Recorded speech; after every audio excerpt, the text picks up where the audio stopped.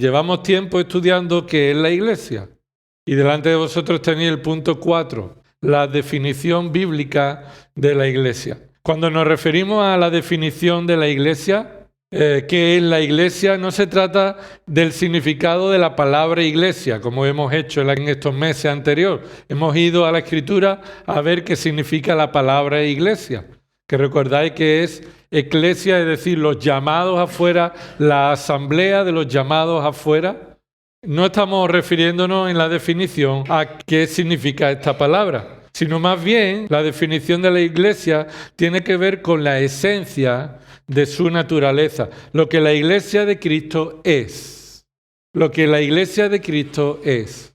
Y para estudiar lo que la Iglesia de Cristo es, queremos empezar por eliminar algunas ideas que a lo largo de la historia se han introducido en nuestra mente de lo que la Iglesia de Cristo no es. En muchas ocasiones tenemos una idea de lo que es la Iglesia, pero esa idea es una idea equivocada o no llega a ser todo lo cierto que la Biblia enseña. Así que veamos por un momento y de manera rápida algunos conceptos equivocados de lo que la Iglesia no es. Lo que la Iglesia no es. Podríamos decir el punto 4a, lo que la Iglesia no es. Y lo primero que decimos es lo más obvio. Es lo más obvio. La Iglesia no es un edificio físico.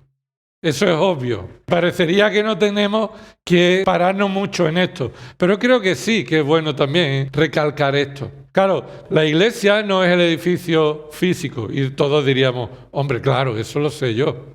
Pero estamos rodeados de costumbres y de lenguaje y situaciones en el que nos puede afectar esta manera de pensar, que la Iglesia se refiere al edificio físico, a algo material, algo hecho de material, alguna estructura o construcción. Cuando vas a una ciudad o cuando vienen los extranjeros, vienen a visitar uno de los monumentos más importantes de la ciudad. ¿Y cuál es?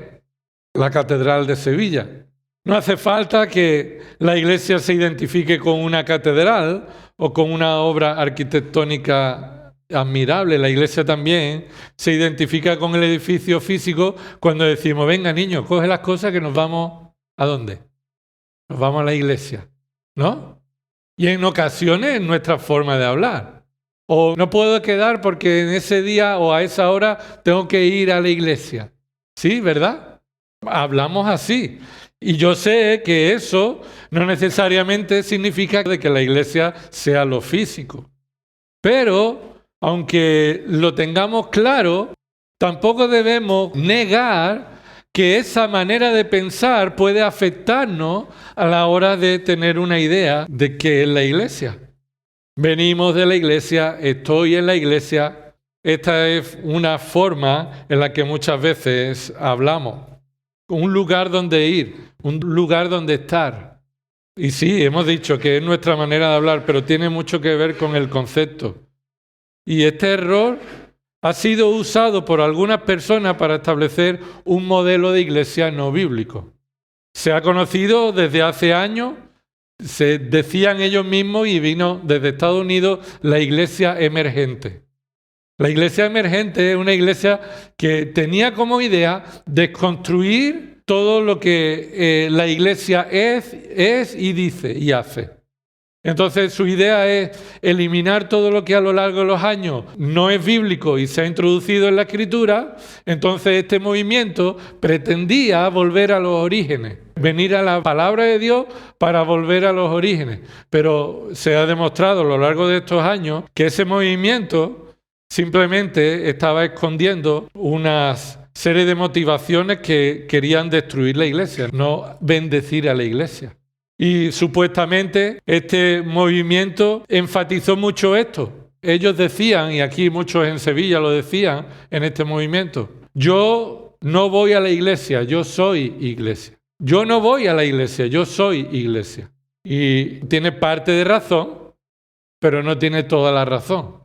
Y entonces esto los llevaba a otro error, al error de decir, bueno, no importa dónde me reúna, ni cómo me reúna, ni las demás definiciones que la palabra de Dios ponga, yo con mi familia en casa somos iglesia.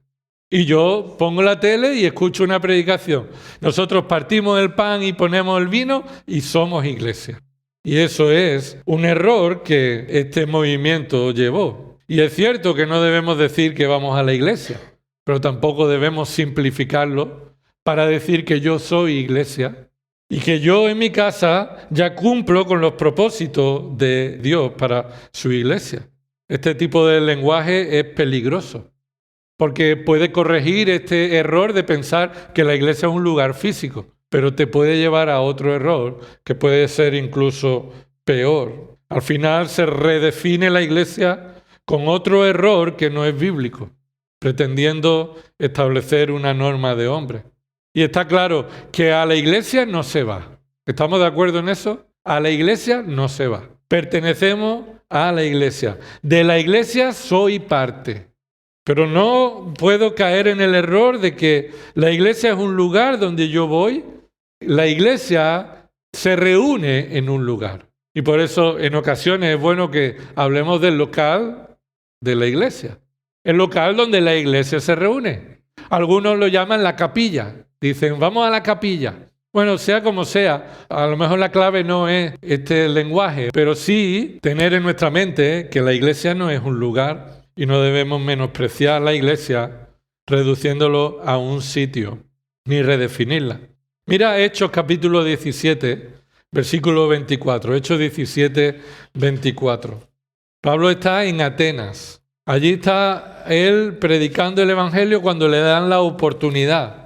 Pero Pablo, mientras estaba en Atenas, ha estado dando un paseo por allí, por aquellos templos. Él empieza a hablar y él diariamente, versículo 17, estaba en la plaza con judíos y los gentiles temerosos de Dios y discutía diariamente en la plaza. Mira lo que dice el versículo 22. Entonces Pablo, poniéndose de pie en medio del Areópago, ese Areópago era un recinto, un lugar donde venían personas a hablar, podríamos decir como un púlpito, como un anfiteatro. Y entonces Pablo abre la boca y dice, versículo 22, varones atenienses, percibo que sois muy religiosos en todo sentido, porque mientras pasaba y observaba los objetos de vuestra adoración, hallé también un altar con esta inscripción, al Dios desconocido. Pues lo que vosotros adoráis sin conocer, eso os anuncio yo. Y dice el versículo 24, presta atención, el Dios que hizo el mundo y todo lo que en él hay, puesto que es Señor del cielo y de la tierra, no mora en templos hechos por manos de hombre, ni es servido por manos humanas como si necesitara de algo, puesto que Él da a todos vida y aliento y todas las cosas. Observa lo que Pablo está diciendo a personas que piensan que el lugar forma parte de su religiosidad, de su culto a Dios. Y el lugar se dedica y se prepara y se utiliza como una herramienta de culto, como una herramienta de adoración. Y entonces Pablo los corrige y les dice, mirad, el Dios desconocido, el que yo os anuncio es este. Primero, Él hizo, ¿qué dice? Él hizo los cielos y la tierra. Así que, siendo como es el Señor del cielo y de la tierra, Él no mora en templo hecho por mano de hombre. Y esto es muy importante porque al pensar que la iglesia tiene que ver con el lugar físico, estás haciendo a Dios pequeño. Estamos haciendo a Dios pequeño. Estamos pensando que entonces nuestra adoración va a depender de lo grande o pequeño que sea el lugar físico. Hermano, la iglesia es más allá y es más grande y es más importante que un espacio físico. Y el hecho de que nosotros perdamos de vista que la iglesia puede ser o esté relacionada con el lugar donde se reúna, hacemos a Dios pequeño. Y esto es lo que Pablo está haciendo, poniendo a Dios en la grandeza de que Él es y diciendo, y Él por tanto no necesita de ti ni de mí absolutamente nada. Esto nos ayuda a la hora de mirar con discernimiento cómo debemos tratar el lugar donde nos reunimos. Debe ser honrado, cuidado, estar presentable. Debemos cuidar lo que usamos para el Señor, pero no debe ocupar el primer lugar. El edificio no es lo determinante y la iglesia no tiene que ver con lugares físicos, con locales, pero la iglesia no debe ser reducida a un lugar físico. Muchos hemos estado en varios lugares donde reunirnos como iglesia, en distintos lugares. O un garaje, hemos estado en distintos lugares reunidos. ¿Y qué importa? ¿Qué nos enseña esto? Pues que el lugar no es lo determinante, sino quién está reunido en ese lugar. Mira Mateo 24, versículos 1 y 2.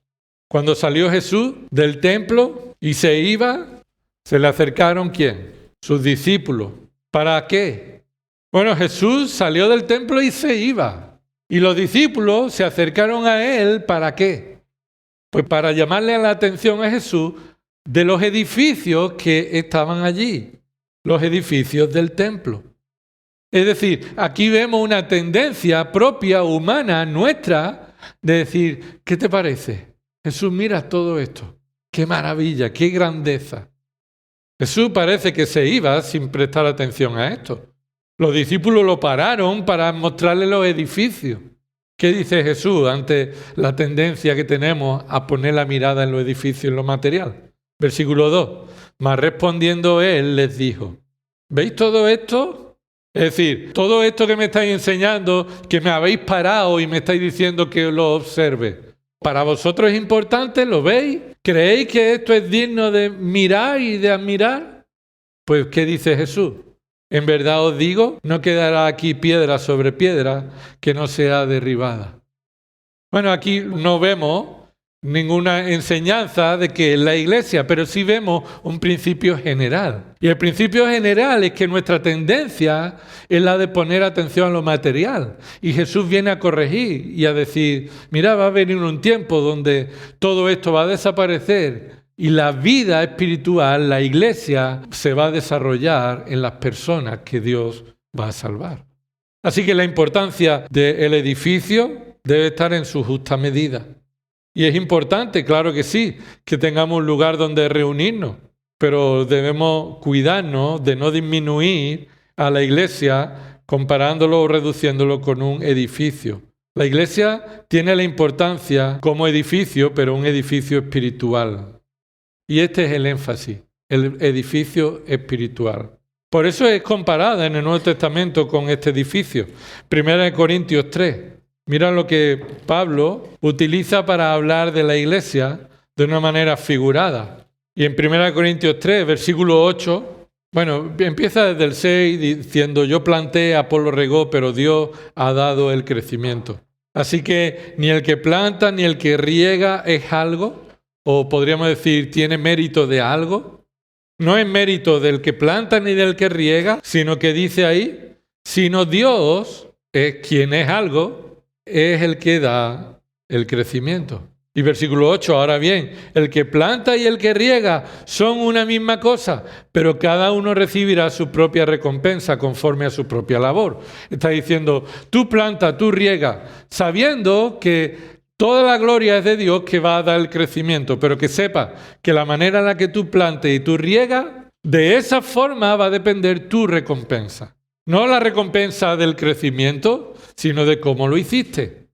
No el resultado, sino si lo hiciste conforme a la voluntad de Dios, para la gloria de Dios tendrás la recompensa, el reconocimiento del Señor.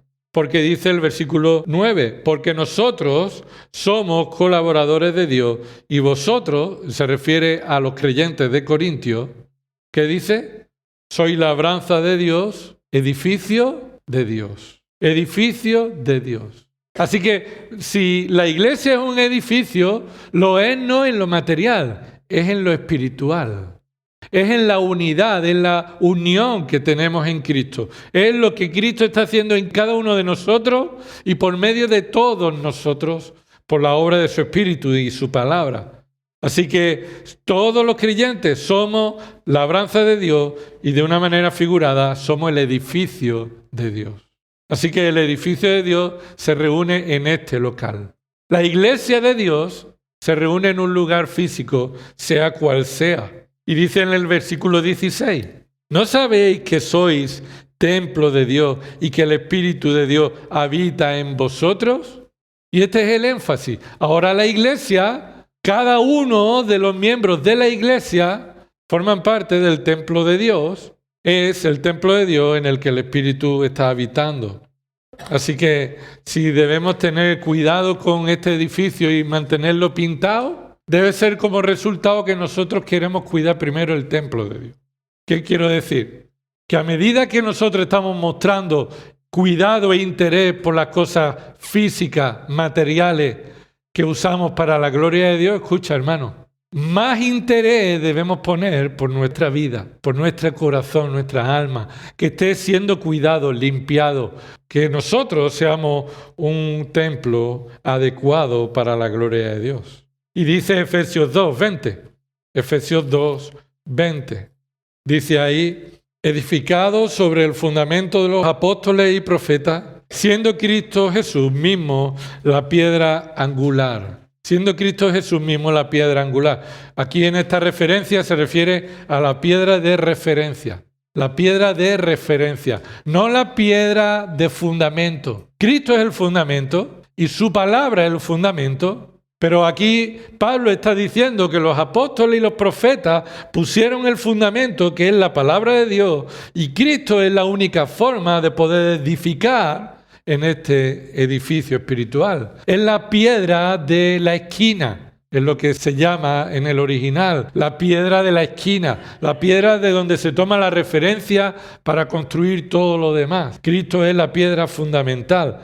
Y dice el versículo 21, en quien todo el edificio bien ajustado va creciendo para ser un templo santo en el Señor, en quien también vosotros sois juntamente edificados para morada de Dios en el Espíritu. ¿Qué edificio se está construyendo aquí? Dime, ¿a qué edificio se refiere? La iglesia. La iglesia como el edificio espiritual. La iglesia en la base del fundamento que ha sido puesto por los apóstoles y los profetas. La iglesia en el que Cristo es la piedra angular de referencia. Sin la piedra que es Cristo no puedes edificar el edificio espiritual. Por eso, en quien todo el edificio, es decir, en referencia a la piedra angular, en quien referencia a Cristo, todo el edificio bien ajustado va creciendo para ser un templo santo en el Señor. Y lo hemos leído ya, el templo somos los creyentes, en quien también vosotros sois juntamente edificados. La iglesia no es un lugar donde se va, la iglesia es un cuerpo del que se forma parte. Y da igual que estemos aquí, que estemos en ese local, que es precioso, es muy bonito, es una bendición si el Señor nos lleva allí. O ya sea que nos tengamos que ir al patio de la casa de alguno o al salón de la casa de otro, no importa. La iglesia es la voluntad de Dios para edificar el cuerpo, el edificio espiritual. Así que lo puedes ver también ahí, Colosenses 2:7, firmemente arraigados y edificados en Él, en Cristo, y confirmados en vuestra fe, tal como fuiste instruidos, rebosando de gratitud, así de nuevo, arraigados, edificados, un lenguaje agrario, arraigado, pero también un lenguaje figurado de edificación como iglesia de Cristo, edificados en Cristo. Los creyentes son piedras vivas, edificados en Cristo, que la piedra es Él. Por eso dice Primera de Pedro 2, y ahí lo vemos, terminamos este punto, Primera de Pedro 2, versículo 4, y viniendo a Él como a una piedra viva.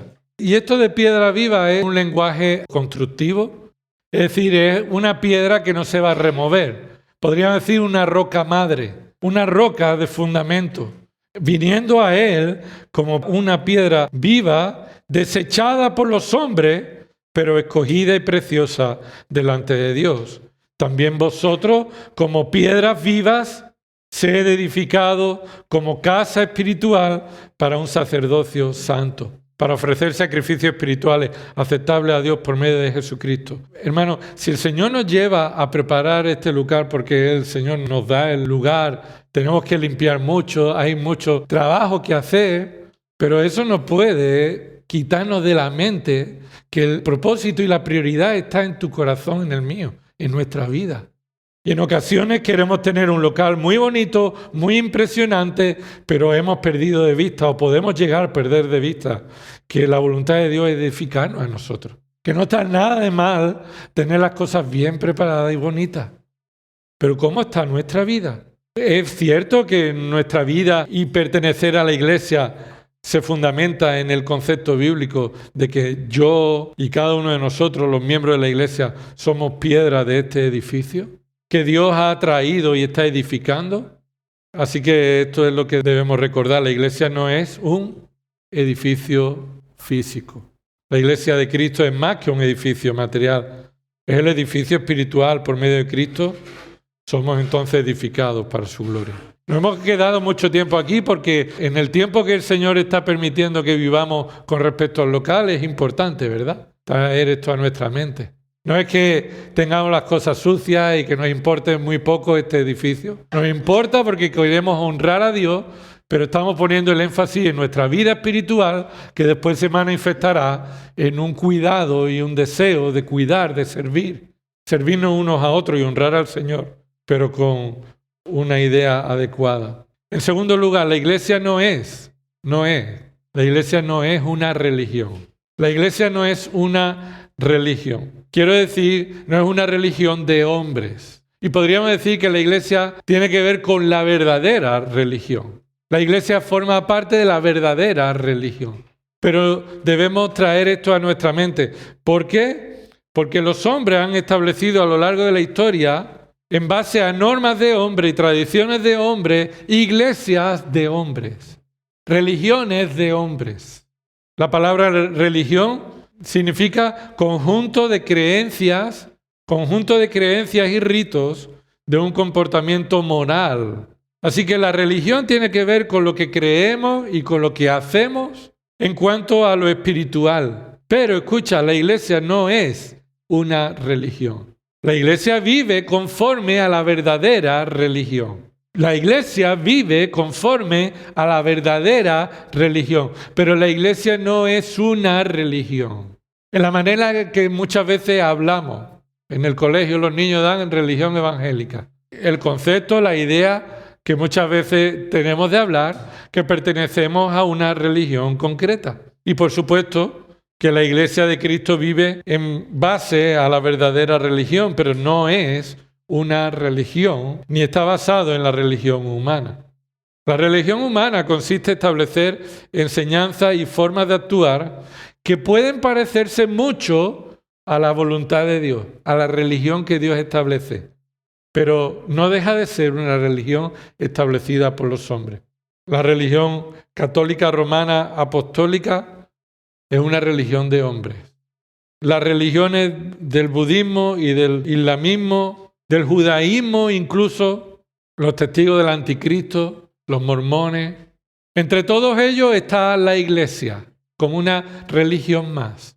¿Crees esto? ¿Esto es así? Muchas veces nosotros tenemos esta idea. Somos uno más de todos los demás. Y no es verdad. La iglesia no está basada en la religión establecida por el hombre. Dios ha usado a hombres para revelar quién es Él por medio de su palabra, pero la iglesia no es la invención del hombre. El hecho de que haya muchas religiones es una muestra de que el hombre ha sido creado a la imagen de Dios y por naturaleza es llamado a adorar a algo o a alguien. El hombre necesita una religión. Y si no reconoce a Dios y la voluntad de Dios como su religión, construye su religión. Sea que sea, ya sea en Latinoamérica con los incas y los aztecas, ya sea en África con todas tribus que llevan alejadas y aisladas, todo lugar donde el hombre se organiza, ya sea como tribu o como país o como ciudad, siempre ha inventado su religión. Porque el hombre ha sido creado con la necesidad de adorar, pero ha rechazado al Dios único y verdadero. Y las normas de los hombres se parecen a la palabra de Dios, pero no tienen que ver con ella. Mira lo que dice Colosenses 2:23. Dice, tales cosas tiene a la verdad la apariencia de sabiduría de una religión humana. ¿A qué se refiere esto? Tales cosas tienen a la verdad la apariencia de una sabiduría de religión humana. ¿A qué se refiere a esas tales cosas? Bueno, se refiere a esos preceptos y enseñanzas de hombres. Versículo 21. Esas enseñanzas, principios elementales del mundo, preceptos tales como no manipule, no guste, no toque. ¿Sí? Y esas normas establecidas por los hombres se parecen a las normas de Dios, ¿o no? ¿O Dios nos ha dado sus mandamientos?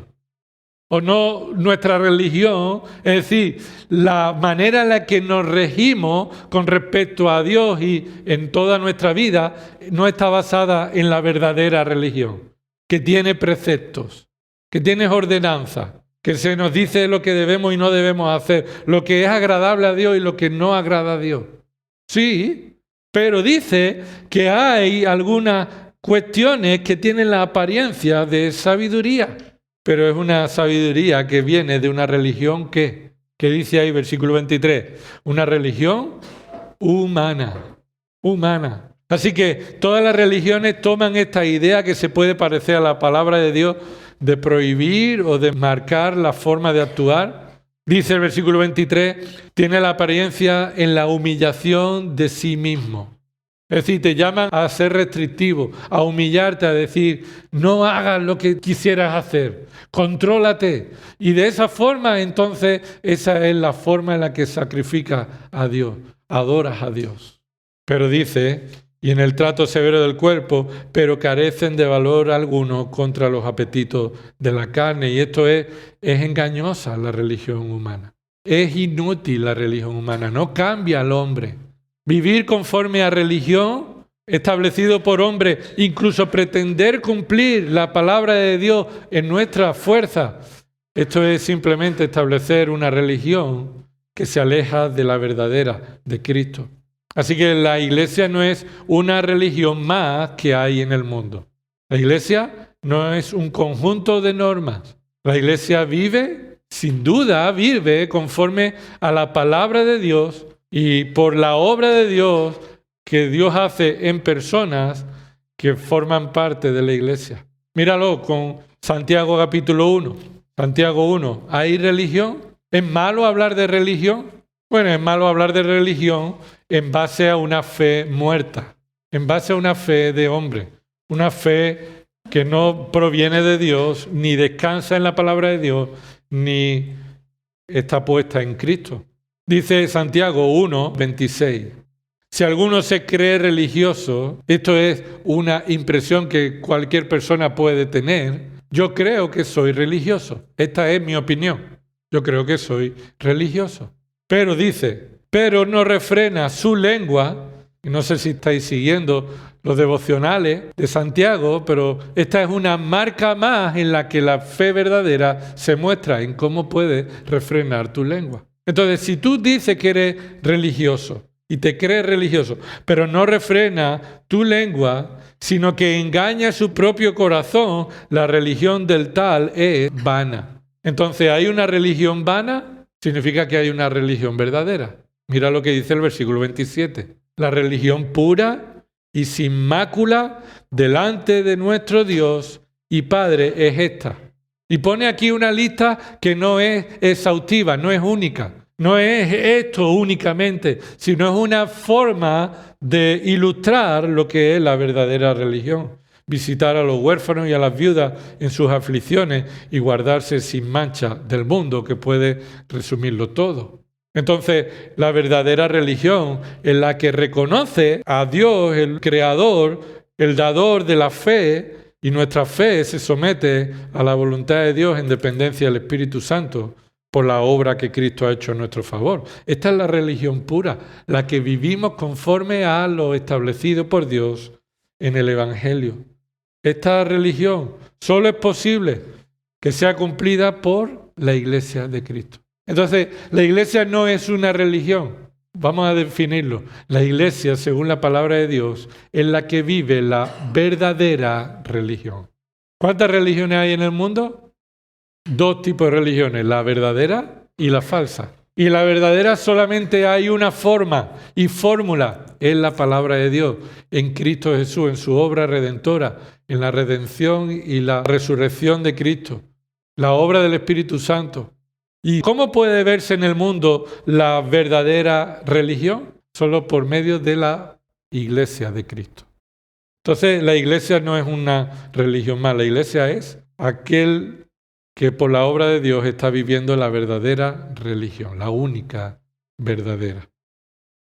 La iglesia es llamada a vivir la verdadera religión. Y terminamos con el tercero, con algo que tiene que ver con lo que acabamos de decir. La iglesia no es un movimiento filosófico.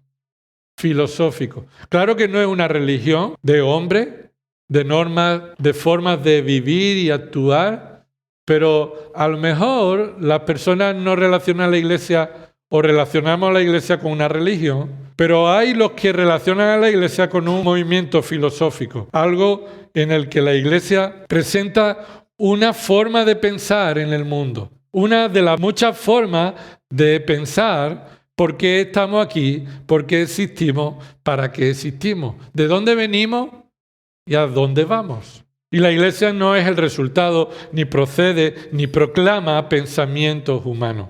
La iglesia no es un movimiento filosófico. La filosofía pretende responder las preguntas más trascendentales que solo pueden ser respondidas por la palabra de Dios. Las preguntas trascendentales del mundo, el hombre pretende responderlas por medio de su filosofía. Pero la iglesia no es el resultado del pensamiento filosófico. Escucha, ni siquiera la iglesia está fundada en el pensamiento teológico a lo largo de la historia. No somos el resultado de la teología de los hombres. No somos el resultado de lo que hayan pensado otros hombres antes que nosotros. Somos el resultado de la palabra verdadera. Yo me equivoco, los teólogos se equivocan, todo hombre se equivoca. Y sin duda vemos a lo largo de la historia que Dios ha usado a hombres que fielmente predican la palabra para predicar y enseñar lo que el texto dice. Pero no somos el resultado de las escuelas de filosofía, ni de Pablo, ni de Apolo, ni de Calvino, ni de Lutero, ni de Pedro. No estamos aquí transmitiendo pensamientos judíos, ni de filosofía judía. No estamos aquí para reflejar un pensamiento que venga o que haya surgido del pensamiento de hombres. La iglesia proclama la verdad de Dios, usando a hombres para revelar su verdad, no el pensamiento de los hombres. Entonces muchos presentan que la iglesia es simplemente el resultado de un movimiento filosófico de pensamientos humanos. Y no es así.